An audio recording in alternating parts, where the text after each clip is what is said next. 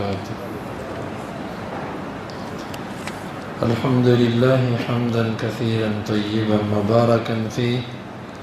اللهم صل وسلم على نبينا محمد. باب حمل النساء القرب إلى الناس في الغزو. یہ باب ہے جنگ کے میدان میں عورتوں کا پانی کے مشکیزے اٹھا کر لانے کے بارے میں۔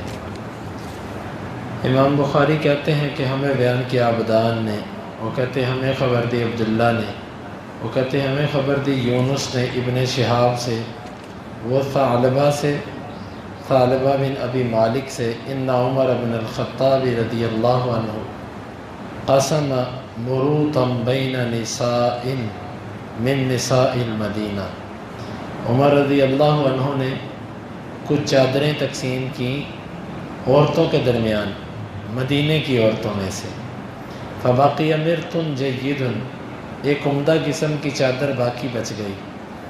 فقال له بعض من عنده، تو بعض لوگ جو ان کے پاس تھے ان میں سے کچھ نے کہا، یا امیر المؤمنین اعطی هذا ابنۃ رسول اللہ صلی اللہ علیہ وسلم التي عندک، امیر المؤمنین یہ اللہ کے رسول کی اس بیٹی کو دے دیں جو آپ کے نکاح میں ہے۔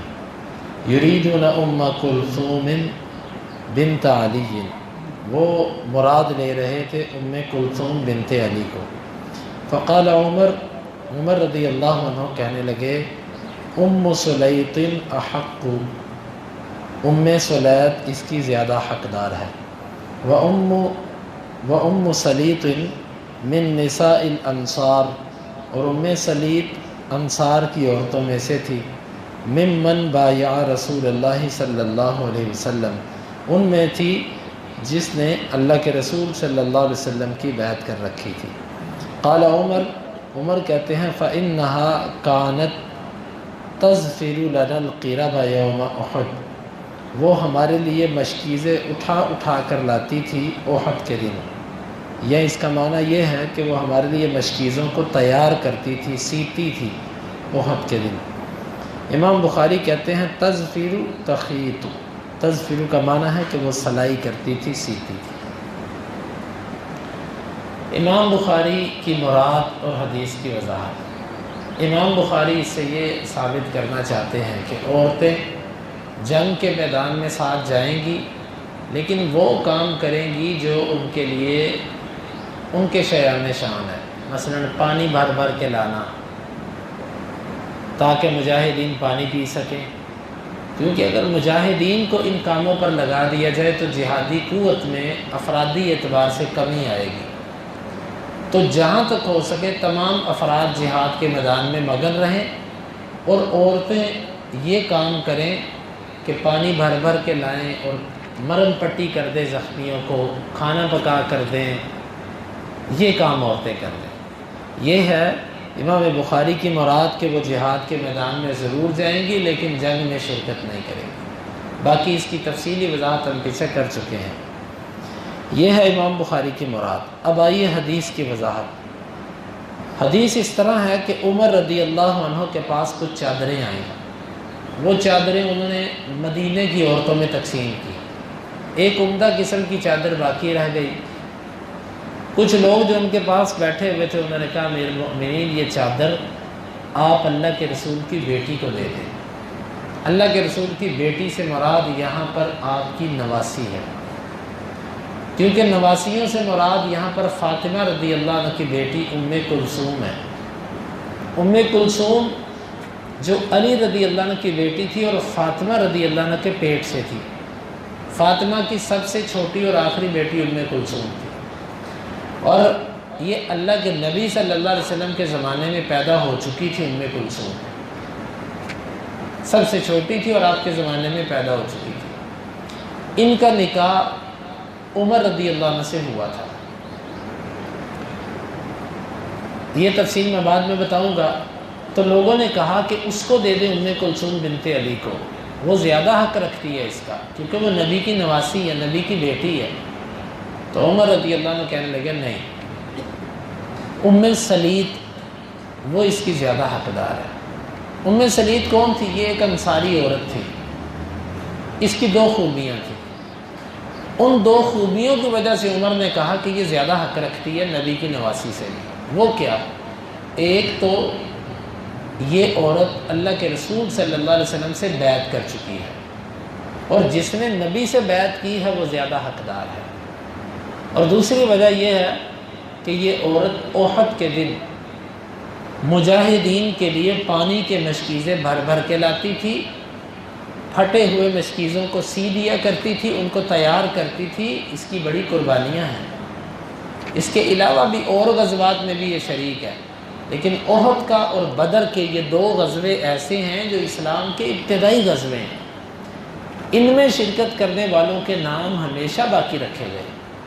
تو یہ عورت ان میں سے ہے کہ جس نے احد کے میدان میں مجاہدین کی بڑی خدمت کی ہے۔ تو اس لیے میری بیوی، نبی کی نواسی، علی کی بیٹی، فاطمہ کی بیٹی ام کلثوم سے زیادہ حق ام سلید کا ہے۔ یہ عمر رضی اللہ عنہ نے چادر اس کو دے دی۔ یہاں سے یہ بات سمجھ آتی ہے، اسلام نسب کو نہیں دیکھتا، اسلام دینی تعلق کو دیکھتا ہے۔ اگر کوئی نسب کے اعتبار سے جتنا بھی مضبوط ہو، اگر دوسرا بندہ عمل میں اور دینی رشتے میں زیادہ طاقتور ہے تو اس کو مقدم رکھا جائے گا۔ یہاں پر عمر رضی اللہ عنہ نے ام کلثوم جو اللہ کے نبی صلی اللہ علیہ وسلم کی نواسی، علی کی بیٹی، فاطمہ کی بیٹی اور عمر کی بیوی، 4 خوبیاں اس خاتون کے لیے جمع ہیں، لیکن عمر رضی اللہ عنہ نے چادر اس کو نہیں دی۔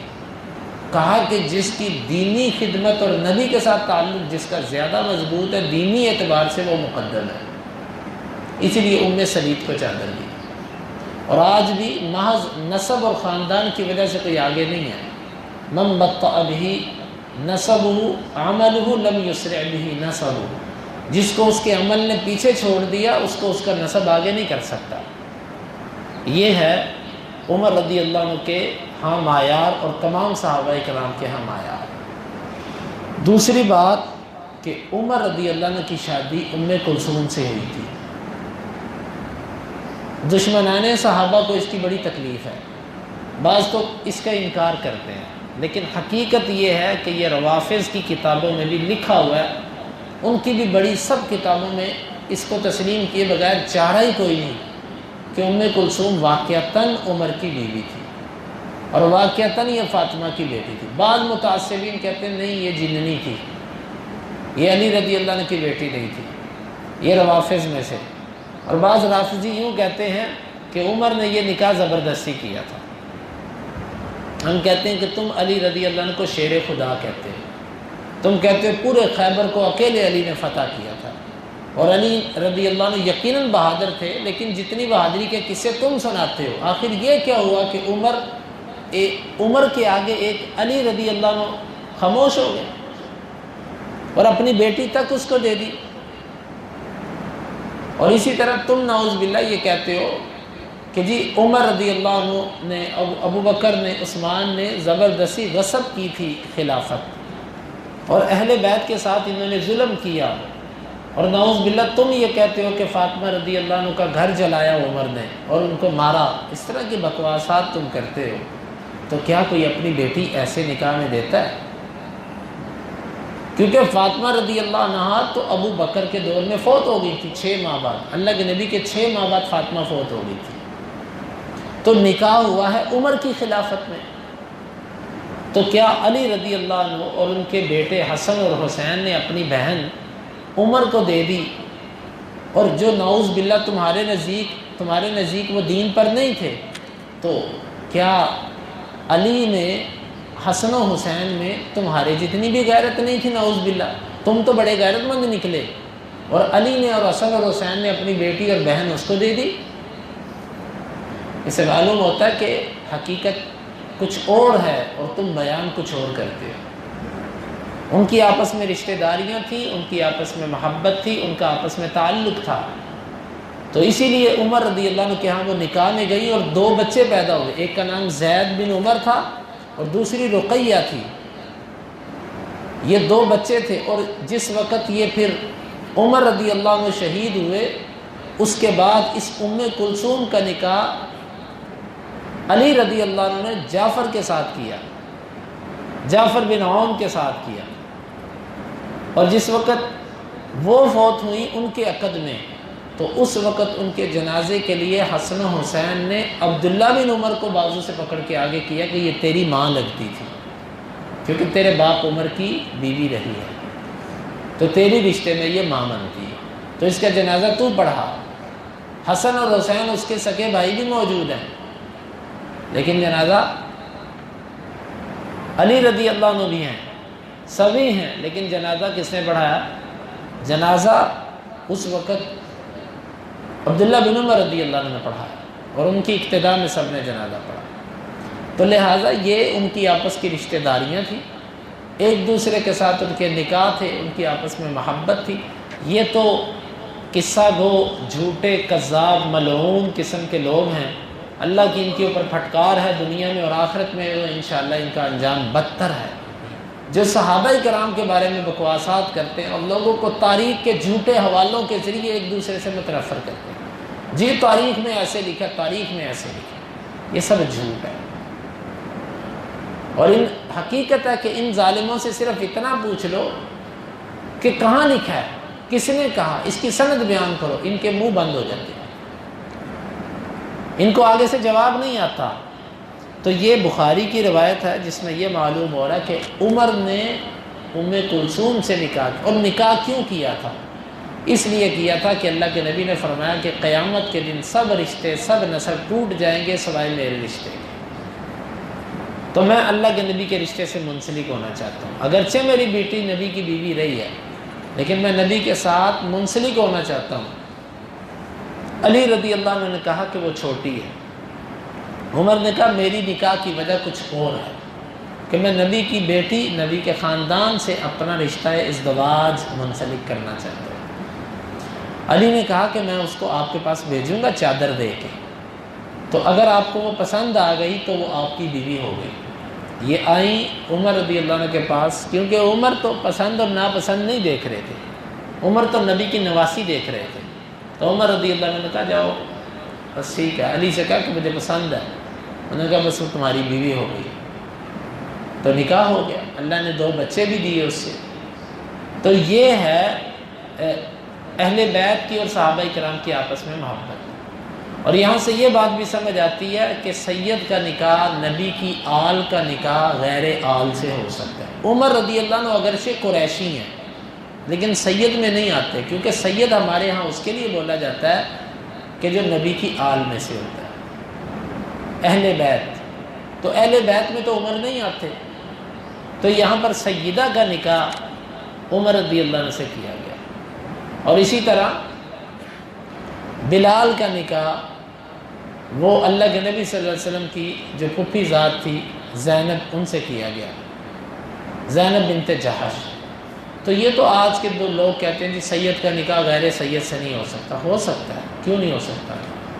اصل میں کفو ہونا چاہیے، برابری ہونی چاہیے، نکاح کیا جا سکتا ہے۔ اصل نکاح کے اندر ہوتا ہے اسلام اور دین، جب دین ہے تو کسی سے بھی نکاح کیا جا سکتا ہے۔ تو اس حدیث سے یہ بھی معلوم ہوا کہ ہمارے ہاں جو درجہ بندیاں ہیں نکاح کی وجہ سے، بہت سارے لوگ برادریوں کی وجہ سے نکاح آگے نہیں کرتے، تو یہ ان کی جہالت ہے، حدیث سے یہ چیز نہیں ملتی۔ اور اسی طرح اس سے یہ بات بھی معلوم ہوئی کہ تحفے تحائف دیتے وقت دینی رشتے کو مقدم رکھا جائے گا۔ عمر رضی اللہ عنہ جب تحفے تقسیم کر رہے تھے تو اس وقت انہوں نے دینی خدمات کو مقدم رکھا، اور یہی کام عمر نے نہیں، یہ اللہ کے نبی نے بھی کیا۔ جب آپ کے پاس غلام آئے، لونڈیاں آئیں، آپ نے سب تقسیم کر دی۔ آپ کی اپنی بیٹی فاطمہ گئی، ابا جی مجھے بھی ایک دے دیں، کہا کہ بیٹا وہ تو میں نے بانٹ دیے، تجھے وظیفہ دوں گا، غلام نہیں دوں گا۔ یہ میرے لفظ ہیں کہ وظیفہ دوں گا، غلام نہیں دوں گا، لیکن حدیث میں یہ کہ میں تجھے وظیفہ بتاتا ہوں، معنی یہی نکلا نا کہ غلام نہیں تیرے لیے وظیفہ ہے۔ تو نبی کا بھی طریقہ یہ تھا کہ اپنوں کو اپنا ہونے کی وجہ سے نہیں دیتے تھے، بلکہ دوسروں کو دیتے تھے۔ آج اقربا نوازی زیادہ ہے. جس کے پاس کوئی عہدہ ہے وہ اپنوں ہی میں اس کو بانٹتا ہے. وہ عہدہ دینی ہو کہ دنیاوی ہو، اس کو وہ میرٹ پر نہیں کرتا، وہ اپنا تعلق اور اپنی ذاتیات اور اپنے مفادات کو دیکھتا ہے. جبکہ ہمارے اسلاف میں کیا تھا کہ وہ دین کے ساتھ تعلق کو دیکھتے تھے، اپنی ذات کو نہیں دیکھتے تھے. یہی کام اس نبی کے خلیفہ عمر نے کیا کہ اس نے بھی نبی کے نسب کو خالی نہیں دیکھا، اس نے دین کے نسب کو دیکھا، دین کے تعلق کو دیکھا. دین کے تعلق میں سلیت مضبوط تھی، اس کو وہ چادر دے دی. ہمیں بھی اللہ تعالیٰ ایسا ہی کرنے کی توفیق عطا فرمائے. اللہ تعالیٰ سے دعا ہے کہ اللہ تعالیٰ ہمیں ان حدیث کو سمجھنے کی اور عمل کی توفیق عطا فرمائے. اللہم انفعنا بما علمتنا وعلمنا ما ينفعنا وزدنا علما وآخر دعوانا ان الحمد للہ رب العالمین. حدیث نمبر 2881.